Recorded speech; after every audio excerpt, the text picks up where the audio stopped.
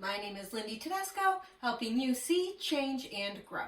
Today I'm going to share with you the first 3 things that I had to see in order to bring change in my life and grow up out of my circumstances. The first thing that I had to see was that I was in denial. So, for example, I believed that I was on the right path and everybody else in the whole wide world was on the wrong path. So I was in denial about my life and why it wasn't happy. And I had to admit that I had a problem and it was only my fault in my path and not everybody else's. I had to admit I was on a wrong path there. The second thing I had to see was that as blame, I blamed everybody for my circumstances.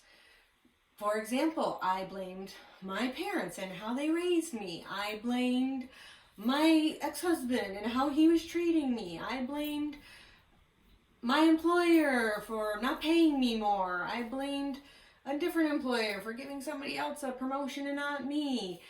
I blamed friends and family for not getting me into good jobs like some other friends seemed to have happen for them.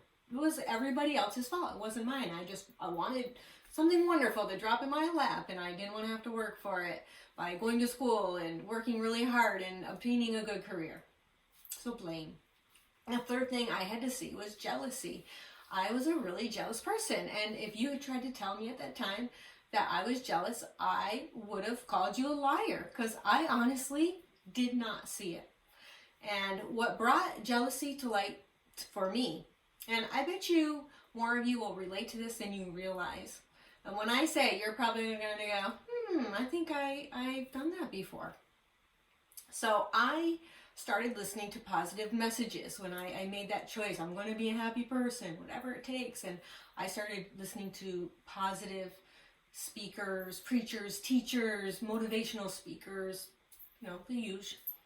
And I was drawn to this one particular gentleman, and he was just dripping with success. He had a nice suit, he had the watch and the jewelry, and he would talk about it, and he'd talk about the expensive cars and a jet, and it just made me so mad. Like, I couldn't even hear his message because I'm like, I'm just trying to get food on the table and you're bragging about your jet. And it would just make me so angry that I couldn't get through a message. I'd have to turn it off.